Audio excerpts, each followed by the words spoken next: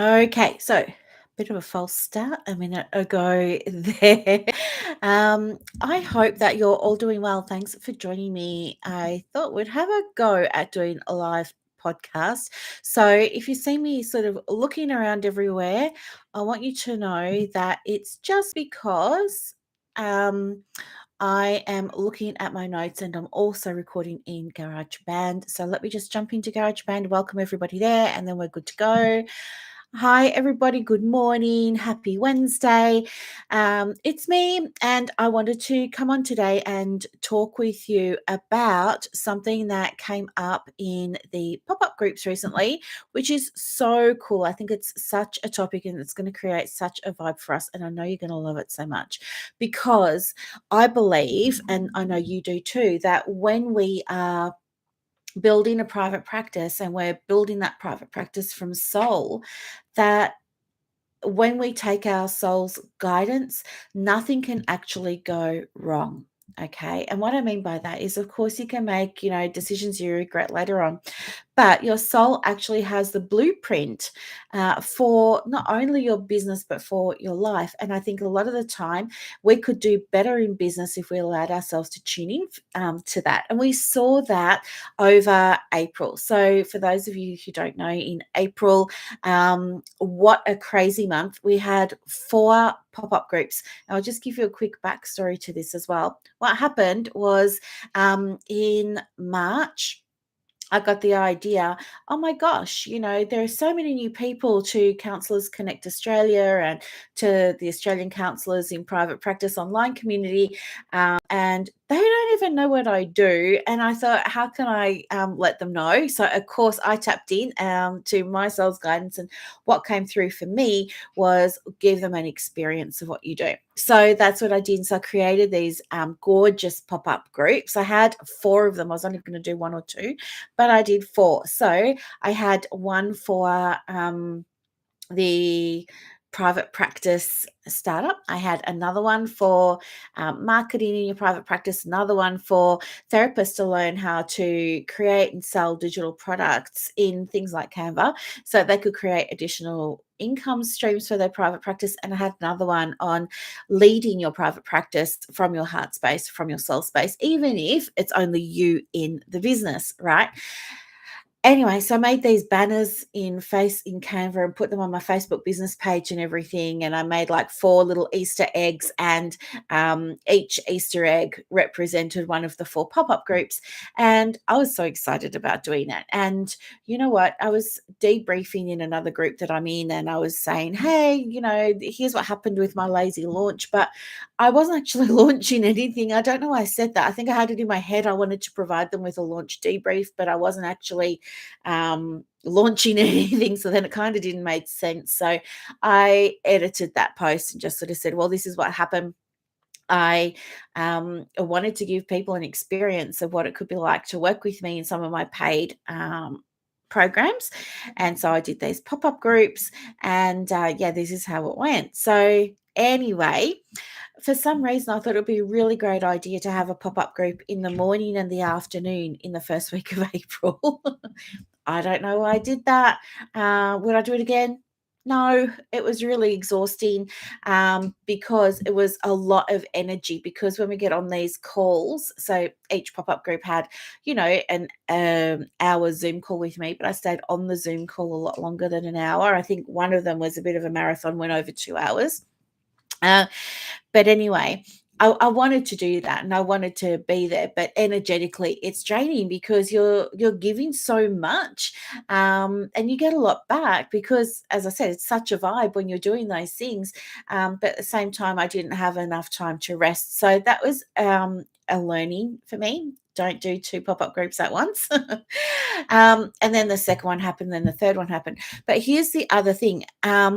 What you don't know is that on the 1st of April, I decided, hey, it might be a great idea to come off my medication. So that's what I did. So I was taking some medicine for something and I thought, oh, yeah, I'll just taper off. So it was like 20 milligrams. So I thought, okay, I'll go from 20 milligrams one week to 15 the next, to 10 the next, to 5 the next, da, da, da, da, da.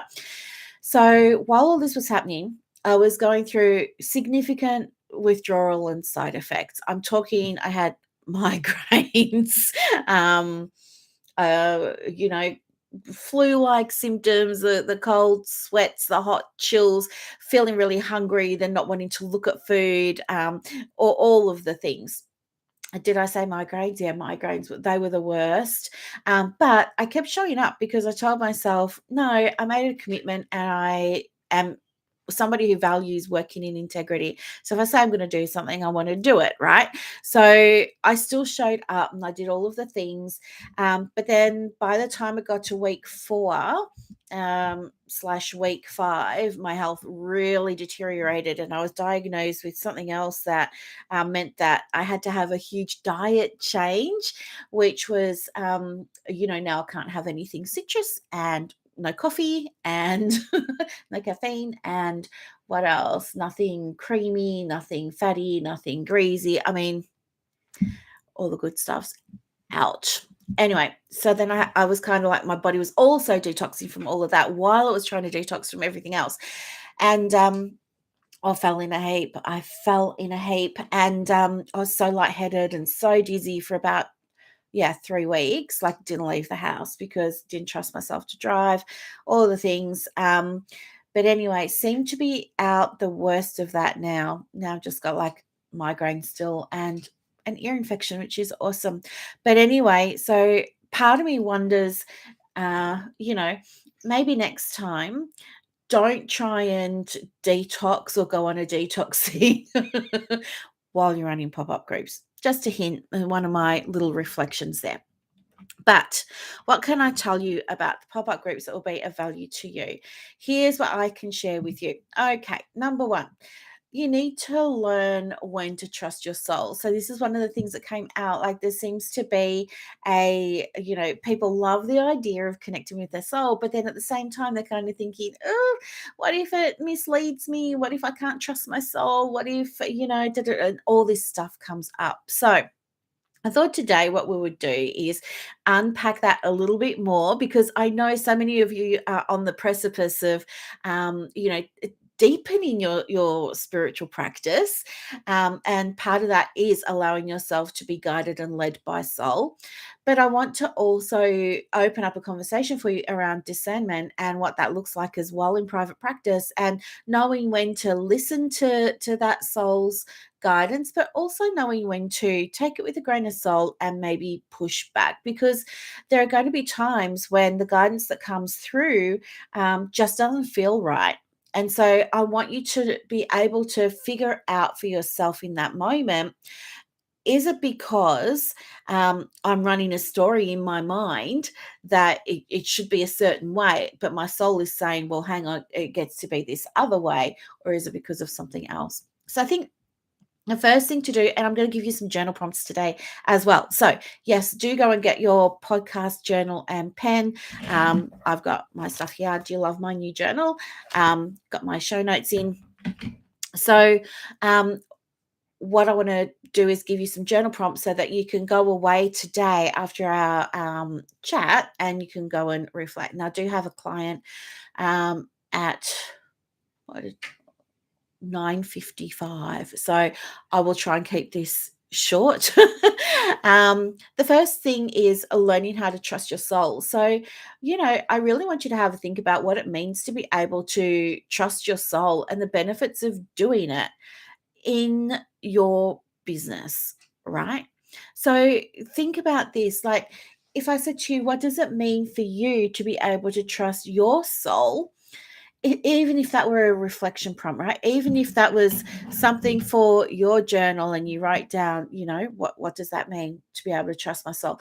I think that will help you become aware of anything that might be impacting on your relationship to your soul now. And that's really important because we need to have a clear channel. If we're going to be able to receive guidance and receive communication, we need that clear channel.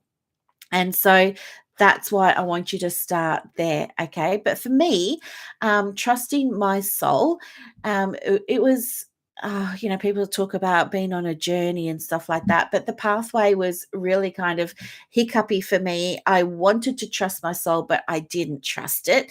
I got better at listening to the guidance that was coming through. But sometimes I'd say, was I just making that up, or was that just a thought that I had in my mind, but someone that I listened to was saying recently that she believes that even if the thought comes in your mind and you don't know where it's from and you question whether or not you're making it up, that's a sign that it's actually from soul, because your soul doesn't make stuff up, right? So anyway, there's a difference between listening and then trusting. So I guess the first step is, am I listening to my soul? And how would I know if I'm listening to my soul? And what does that actually look like? And it's not about steps. It's not about what's the strategy to listen to your soul. No, it's just about an awareness of, am I really tuning in here? Am I really listening here? What does this feel like to me? Okay.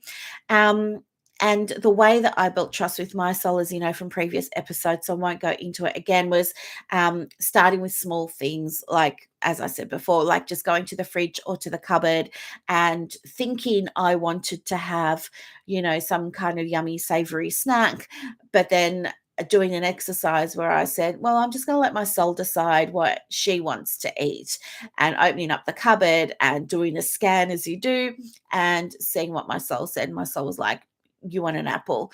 And I was so annoyed by that, because I didn't want an apple. I wanted the savory snack. But anyway, I followed the guidance. I had the apple and I felt amazing. So I just started with small things like that outside of the business.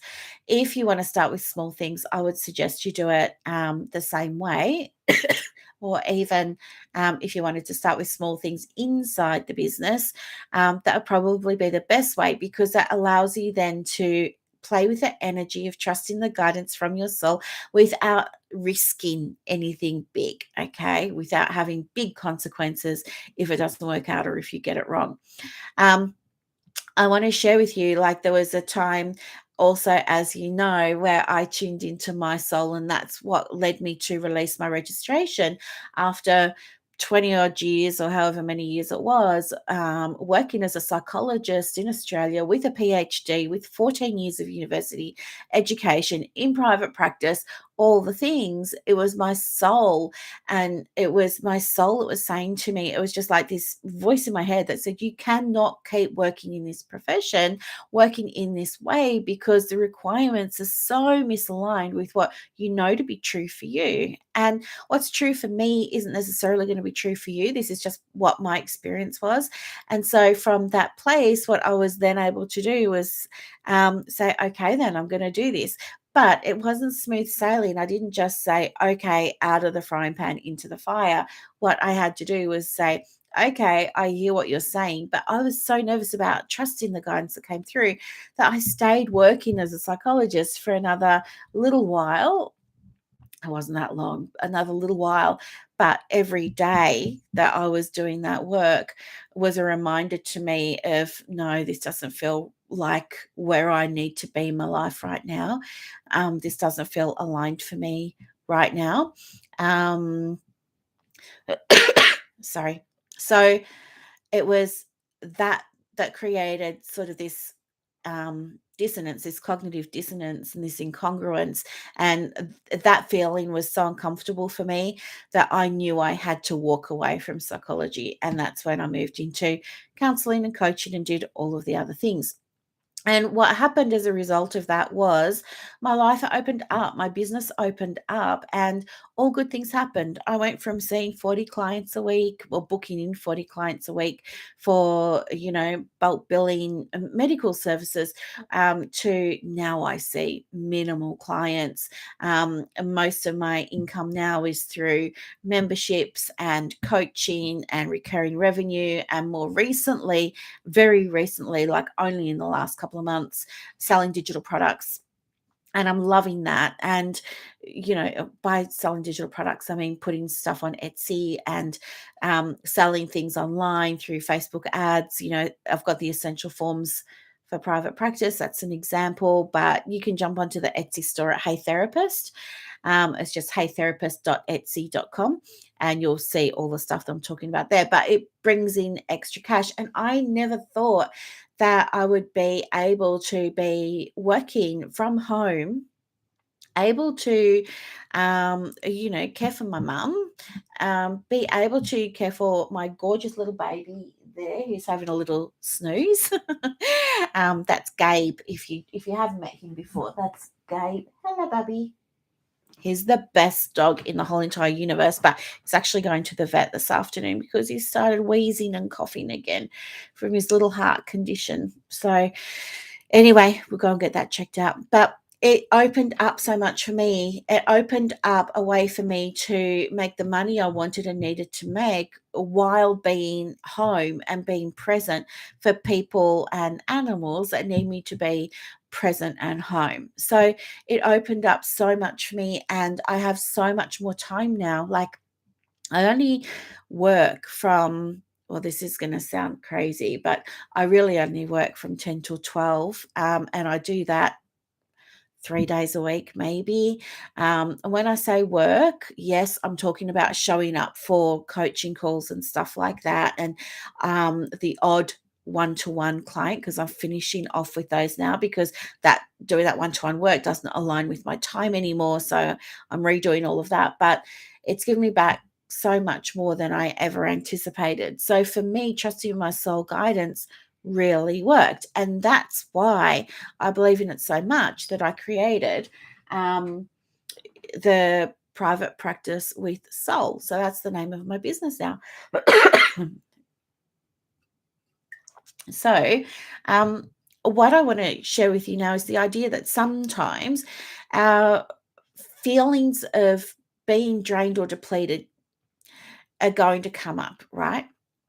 And I want you to know that when these feelings come up, that's an opportunity for you to ask yourself, is this a story I'm running in my own head, or is it a true reflection of the situation?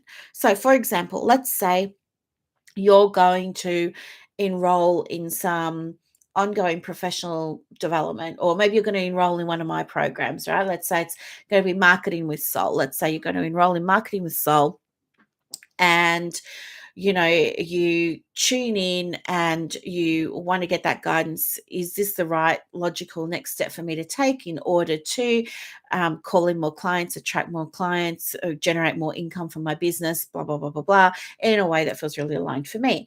And that guidance that comes through is going to be a yes or a no. And usually it's going to be a yes, because if it's already in your mind and it's already in your awareness and it's already in your perception, it means it's destined for you. Um, if it's just like brand new that you never heard of before, it'll probably be a no, because that's like so brand new. But if I've been in your world for a while, and the idea of you doing something around marketing, this is all hypothetical, has been in your world for a while, then the answer, the guidance that's going to come through is probably going to be, yes, this is for you. And here's the thing: your soul's guidance is going to lead you in the right direction for your business, because we're talking about business today, and specifically private practice. It's going to lead you in the right direction for your business.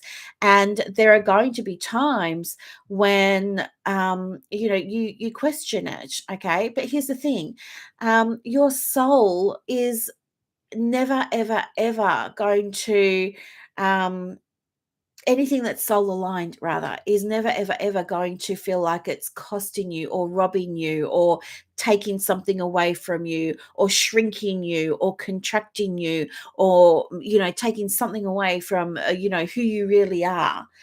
Okay, if that stuff comes up, that's ego. That's not your soul. Your soul is about expansion. Your soul is about growth. Your soul is about cracking it open. Your soul is about, being the acorn and bursting out of the shell. Your soul is about being the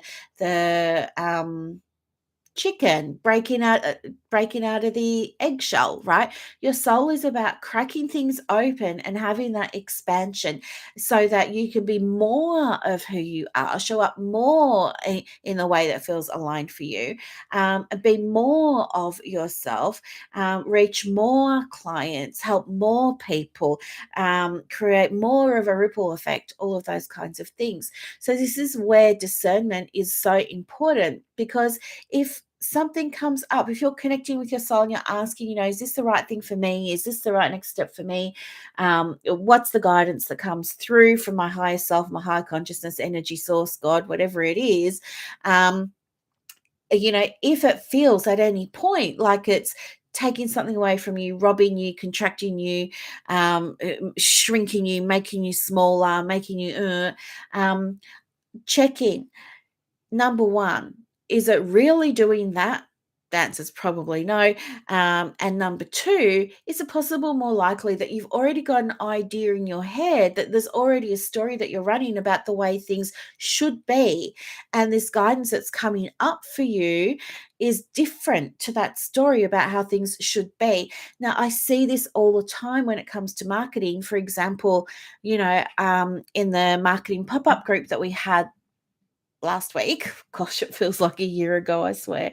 In there, I was saying to some of the participants, hey, you know what, just they were sharing with me that they're exhausted because they are sharing content on Facebook and Instagram and YouTube, and they've got a podcast, and they've got a blog, and they've got a website, and they're doing Google My Business, and they've got a Psychology Today profile, and they're sending stuff to their email list, and da da da da da, and it's not getting them anywhere.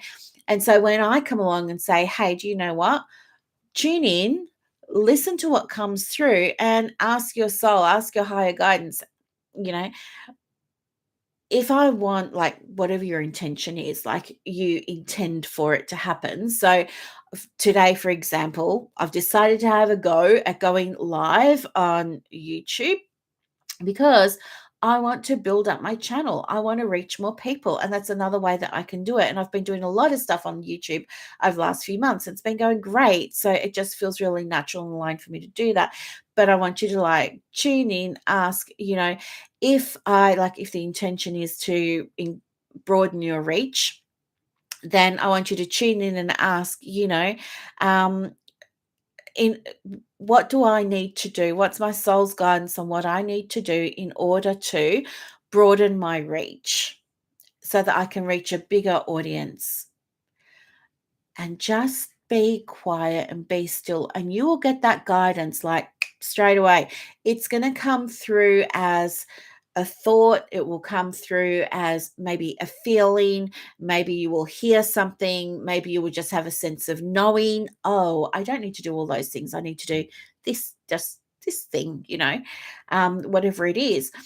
But once you get that guidance, if that guidance says, well, do you know what? All you need to do is show up consistently or regularly on one platform, and the platform that's going to work best for you is going to be your website.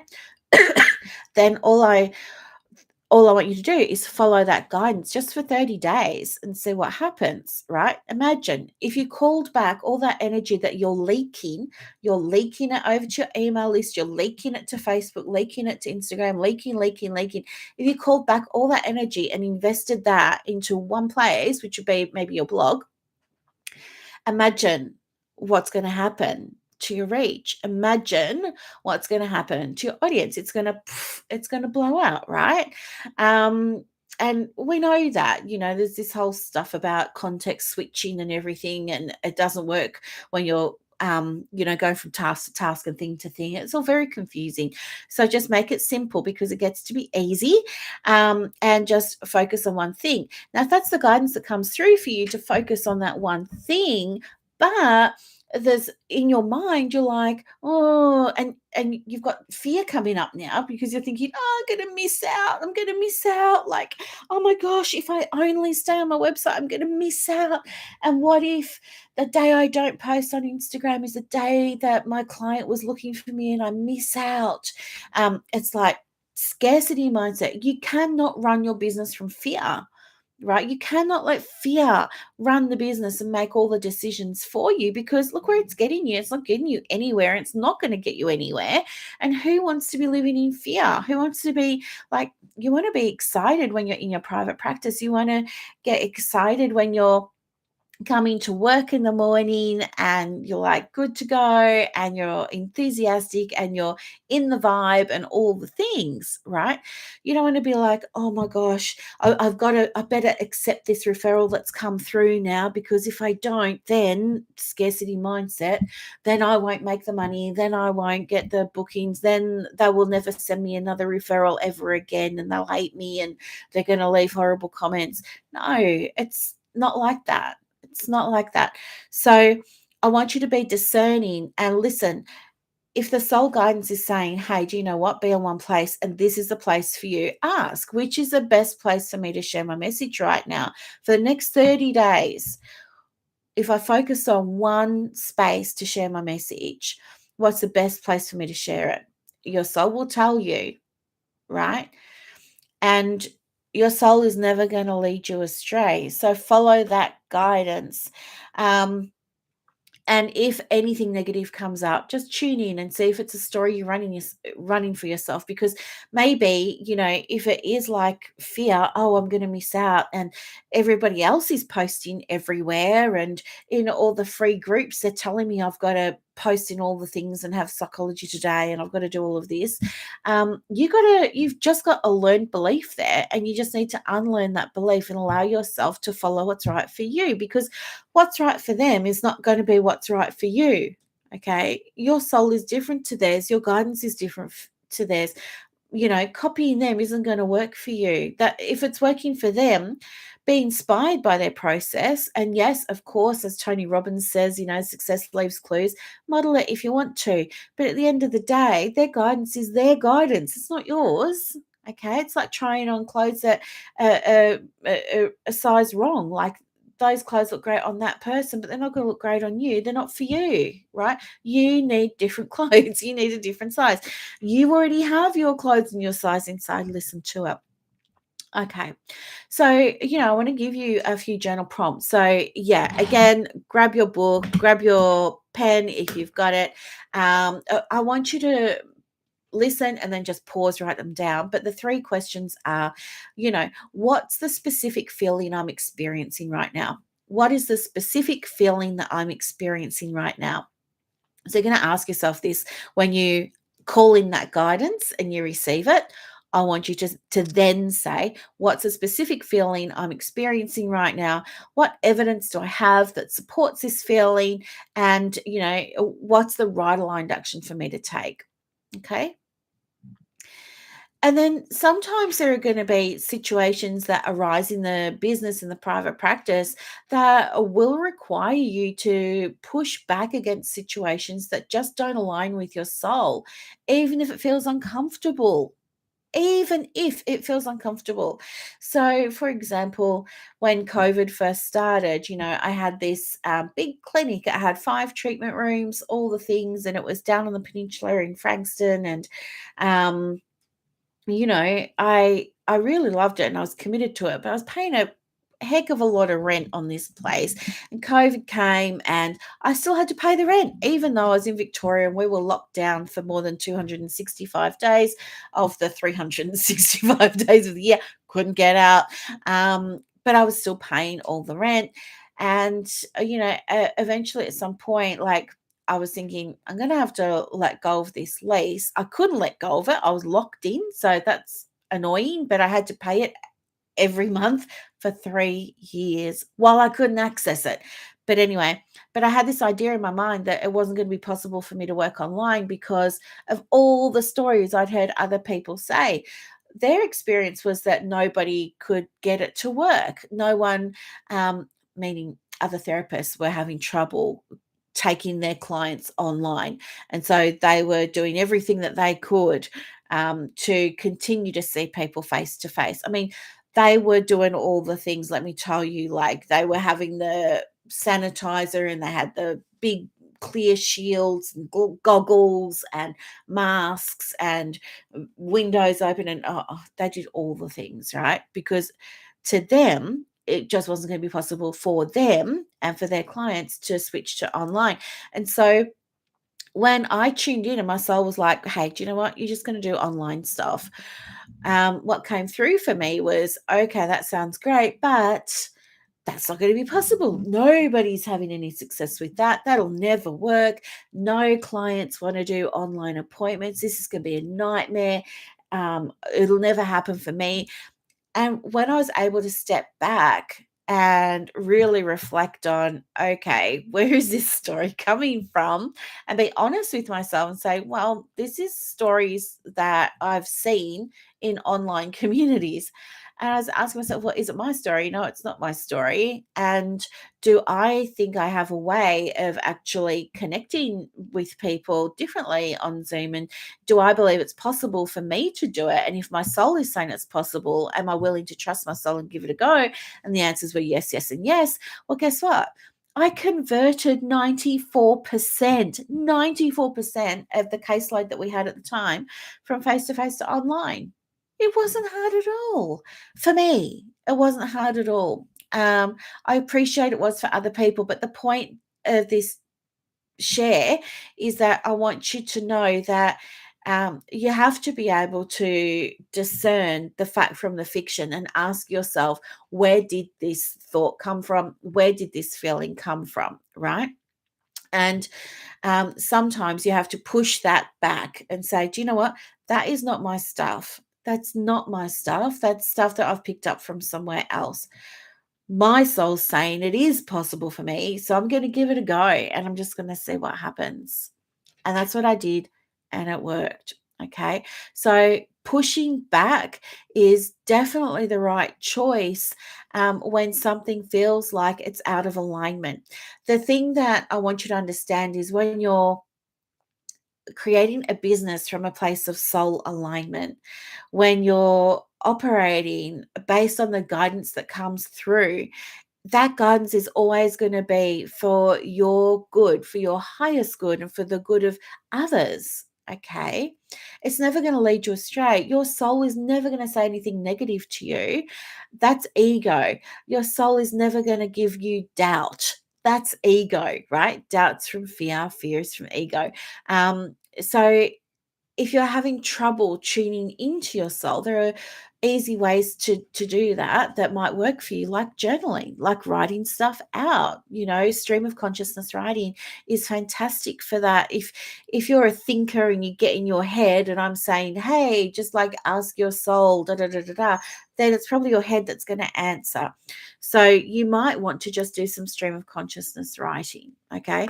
Or walk on it, like go for a walk, move your body, get the energy moving. Like if you're just sitting down all day, that energy is kind of trapped in a very stagnant place. Move your body. And it'll be when you're not thinking about the right next step for your practice that it will be shown to you, right? And this is the thing, you have to trust that it's going to be shown to you, but it can only be shown to you if you ask for it as well, right? All that guidance is there, but it's not going to just show up magically. You have to ask for it. And that's what, part of what we do with intention setting.